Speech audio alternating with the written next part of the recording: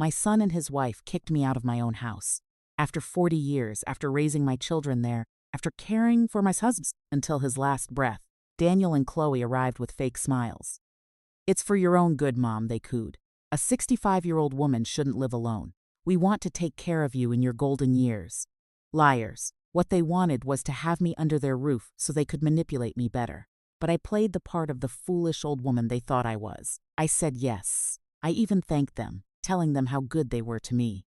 Because you see, when you get to my age, you learn that sometimes it's better to let them think you're clueless. It's better that they see you as a poor, confused old lady who doesn't understand a thing about what's happening around her. But the truth is, I understood everything. I understood why Chloe was so insistent that I come live with them right after my husband's funeral. I understood why they had suddenly become so affectionate towards me. I understood why Daniel, who barely visited once a month when his father was alive, now showed up every day, worried about my well-being. What they didn't understand was that I had changed. My husband's death had not only left me a widow, but it had also left me with something else. Something neither of them could have ever imagined. My husband, that quiet man who worked at an import-export business, had kept a secret for all these years. A $27 million secret that only I knew about now.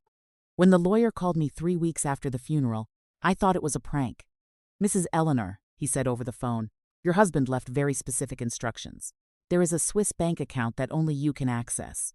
The documents are in a safe deposit box that opens only with your fingerprint." At first, I didn't believe him. How was it possible that my husband had so much money hidden away? How could he have never said a word? But when I went to the bank and saw the numbers on that screen, when I saw all those accounts in my name, when I realized I was a millionaire and nobody else knew, I understood why my husband had kept the secret. He was protecting me. He knew if the family found out, they would see me as a prize to be won instead of a person. And he was right. As soon as I moved in with Daniel and Chloe, they began to show their true colors. Chloe, with her flashy red dresses and always perfect nails, started talking to me as if I were a little girl. "Eleanor, don't you worry about money. We'll take care of everything," she'd say while rummaging through my purse looking for my checkbook. "Eleanor, you don't need to handle these complicated things anymore. Just leave it to us." Daniel was no better. It's my own son, the child I had carried in my womb for 9 months, whom I had raised with so much love, now spoke to me as if I were a burden. "Mom, you have to understand that things have changed. Dad isn't here to take care of you anymore. Now it's Chloe and me who have to look after you." As if I were a piece of furniture to be stored in the attic. But I let them believe I was confused. I let them believe I didn't understand what was happening.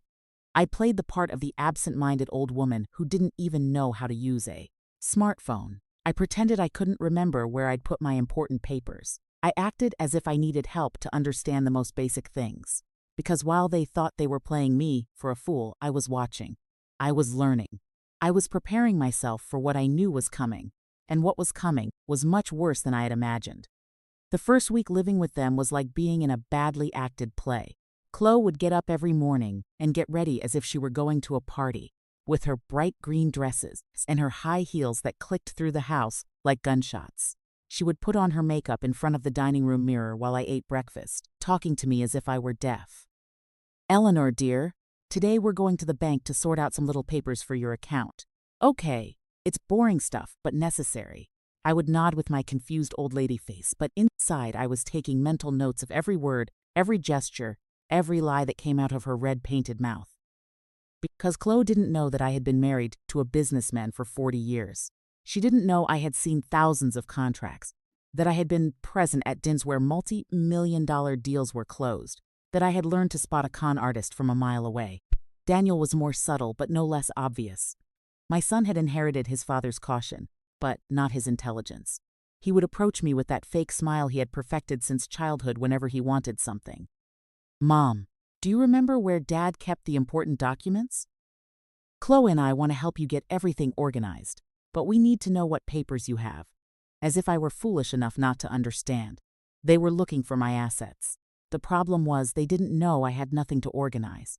My official assets were a savings account with $12, and the house where I had lived for 40 years.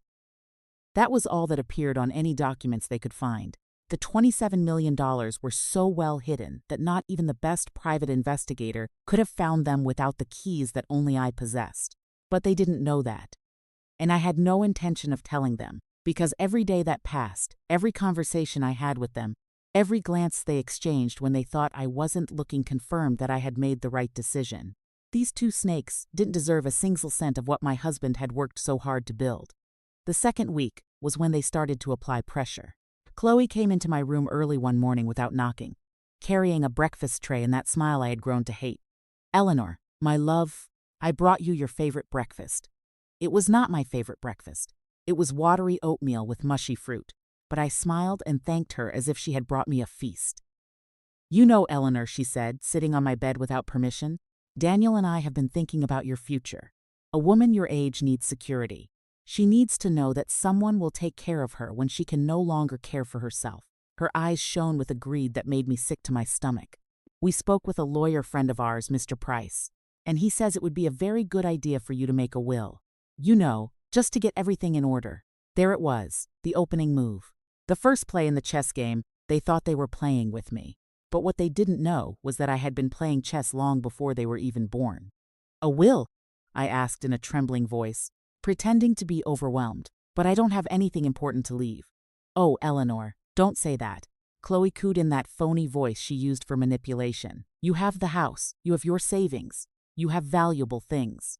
It's important that you leave everything in order, especially for Daniel. He's your only son, after all." I pretended to consider it, my brow furrowed in concentration. "Well, if you think it's best, dear," Chloe beamed, a truly evil smile. "Of course it's best, Eleanor. And don't you worry, Mr. Price is a very discreet lawyer. He'll make sure everything is done quickly and efficiently." What they didn't know was that I had already made a will years ago, leaving everything to a distant cousin in another country, just in case. And what they also didn't know was that I had already contacted a real lawyer, a good one, not some friend of Chloe's. His name was Arthur, and he was a specialist in elder abuse cases. He had been quietly gathering evidence against them for days. The third week was when things escalated dramatically. One morning, I woke up feeling strangely groggy. My head was fuzzy, my vision blurred. I tried to get out of bed, but my legs felt like lead. Chloe entered my room, carrying a glass of what looked like orange juice. "Good morning. Eleanor, sleep well?" she asked, her smile too wide, too sweet. I tried to answer, but my tongue felt thick. "Here, drink this. It'll make you feel better." I took a sip and the juice tasted bitter, metallic. I forced myself to swallow, playing the part of the confused old woman. But inside, a cold dread spread through me. They had drugged me. A few hours later, a man in a white coat arrived. "Hello, Mrs. Eleanor," he said, his voice overly gentle. "I'm Dr. Shepard. I'm just here to do a routine checkup." Chloe and Daniel stood by, watching me like hawks. The doctor asked me a series of questions. "Do you know what day it is today?" "Tuesday," I answered, though it was Friday. "Do you know where you are?" At the house of." I trailed off, looking around as if I didn't recognize the place. The doctor exchanged a meaningful look with Chloe. "Mrs. Eleanor, I'm afraid you are experiencing severe cognitive decline. It's common in people your age, especially after traumatic events like the death of a spouse." This was it. Their plan to condemn me to a life of legal slavery. "What does that mean?" Daniel asked, pretending not to know exactly what it meant. "It means Mrs. Eleanor is no longer in a condition to make important decisions for herself," the doctor explained. "She needs a legal guardian to handle her financial and medical affairs. Fortunately, you as her family can assume that responsibility." "It's a very difficult decision," Chloe said, feigning being overwhelmed. "But if it's what's best for Eleanor, it is definitely for the best," the doctor confirmed. "I can certify her mental incapacity, and you can proceed with the corresponding legal paperwork." There it was. The trap sprung. They had drugged me, brought in a corrupt doctor to certify I was insane, and now they were going to steal everything they thought I had. All legal, all official, all perfectly planned, except for one small detail they didn't know about. Arthur had been recording the entire conversation from outside the house. He had professional surveillance equipment that had captured every word, every admission of guilt, every step of their criminal plan. And he wasn't alone, because while they believed they were closing their trap, mine was just opening. "Doctor," I said suddenly in a voice that was completely clear and lucid. "Could you repeat that? You said you're going to certify that I'm mentally incapacitated." The silence that followed was absolute. The doctor turned white. Chloe's jaw dropped. Daniel looked like he was about to faint. "Eleanor," Chloe stammered. "I thought you were confused." "Oh, I'm perfectly clear," I replied, standing up with an energy that froze them all. I'm so clear that I've just recorded this entire conversation. I'm so clear that I've been pretending to be drugged all morning. And I'm so clear on exactly what the three of you have been planning. The doctor tried to get up and leave, but at that moment, the front door opened. In walked Arthur, 2 police officers, and a detective who had been investigating Dr. Shepard's operations. "Nobody move," the detective said. "You are all under arrest for conspiracy to commit fraud, elder abuse, and attempted kidnapping." Chloe turned to me with a fury that finally showed her true face. "You damned old witch, you set us up."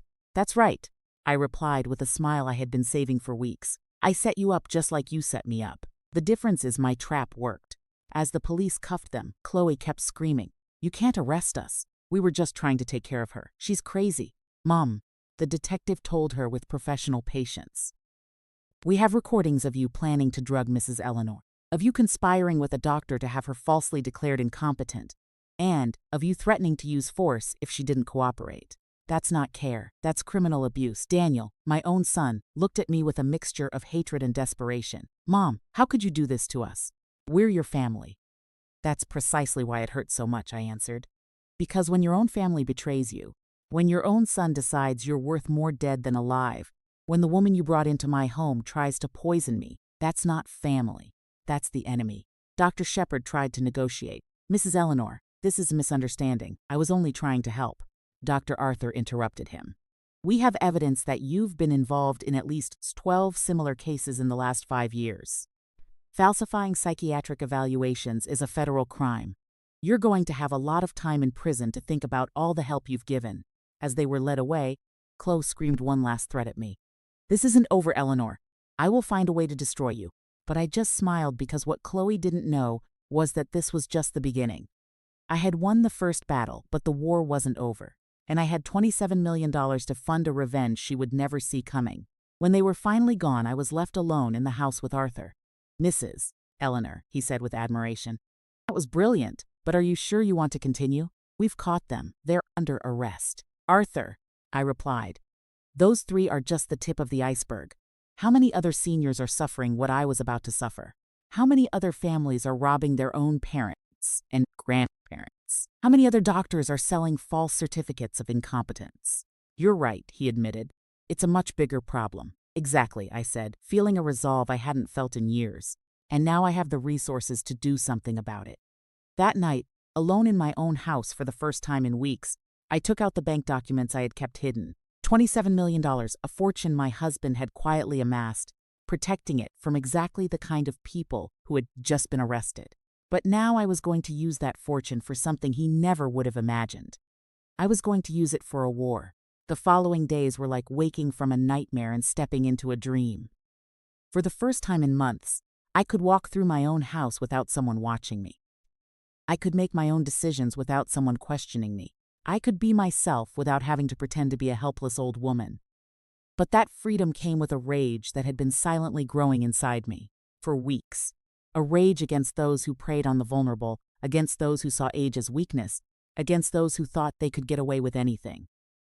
And I decided that I was going to channel that rage into something powerful, something that would make a difference. With Arthur's help, I established the Eleanor Morales Foundation. Its mission: to protect senior citizens from abuse, fraud, and neglect. We started small, funding legal aid for victims, setting up hotlines, and launching awareness campaigns. But with $27 million, we grew quickly. I hired a team of dedicated lawyers, investigators, and social workers. We lobbied for stronger laws, exposed corrupt doctors, and even helped create a national registry for elder abusers. My face, once invisible, started appearing in newspapers and on television. Eleanor Morales, the woman who fought back.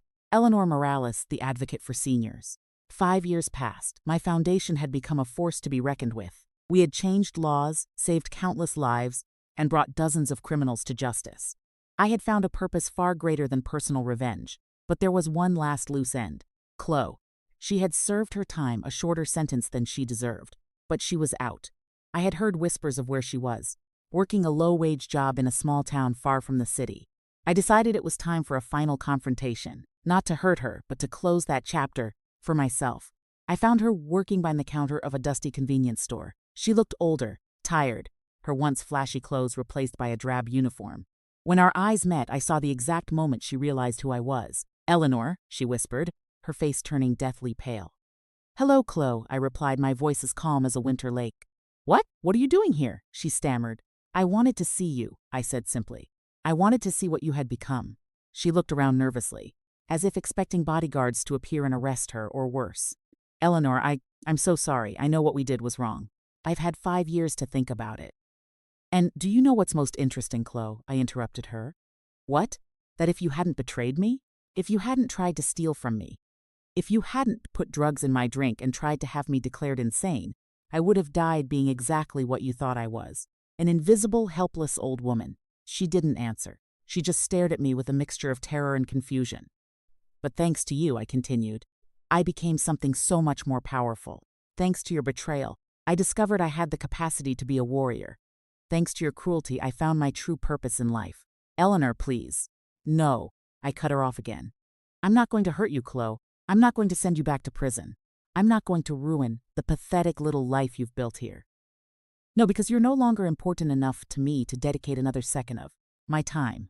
I took an envelope from my purse and placed it on the counter. "But I want you to have this." "What is it?" "A check for $10,000. Her eyes widened in shock. "Why?" "Because I want you to live a long life, Chloe. I want you to live for many, many years. I want you every day to wake up and remember that the woman you tried to destroy became one of the most powerful women in the country. I want every time you see my name in the news, every time you hear about the Eleanor Morales Foundation, every time someone mentions the laws I changed and the lives I saved, you remember that it all exists because you underestimated me." I took the check and put it directly into her hand. "This money isn't charity. It's my investment in your misery, because every time you spend it, you will remember that it came from the woman you defeated without even realizing it." I walked out of that store knowing I had closed the final chapter of my old life. Chloe was no longer my enemy. She was just an old woman working in a convenience store, living with the weight of knowing she had lost the most important war of her life. That night, sitting in my office overlooking the city lights, I reflected on the incredible journey my life had been. It had begun as Eleanor the Invisible, the old woman no one noticed. It had passed through Eleanor the victim, the woman betrayed by her own family. Then I had become Eleanor the Avenger, the woman who destroyed her enemies. And finally, I had transformed into Eleanor the hero, the woman who protected the innocent around the world. But more than all of that, I had become Eleanor the free from society's expectations of what a woman my age should be, free from the need to be loved by people who didn't deserve me, free from living a small, quiet life. My phone rang, interrupting my thoughts. It was Patricia, my chief of staff. "Mrs. Eleanor," she said, excitement in her voice. "I just got a call from Sweden. They want to nominate you for the Nobel Peace Prize for your work in protecting the rights of senior citizens." I smiled. The Nobel Peace Prize for a woman who had started this war as an act of personal revenge. "You know what, Patricia?" I said. "What?" "I think I'll accept, but only if I can use my acceptance speech to send a message to every abuser in the world." "What message?" "That some old women bite, and that when we bite, the wound is fatal." I hung up the phone and looked out the window one last time. Somewhere in that city, there were seniors being abused at this very moment. Somewhere in the world, families were plotting to steal from their own parents and grandparents. Somewhere criminals thought that old people were easy prey. But I also knew that somewhere there was an old woman who was refusing to be a victim. There was a grandmother recording her grandchildren's threats. There was a widow calling the police instead of suffering in silence, because I had shown that it was possible. I had shown that it is never too late to fight back. I had shown that age can be a mask for ferocity and that gray hair can hide very sharp fangs. And that, I thought as I turned off the lights in my office, was the most perfect revenge of all. I hadn't just destroyed my enemies. I had inspired an entire generation of seniors not to let themselves be destroyed. Some bites, after all, are contagious.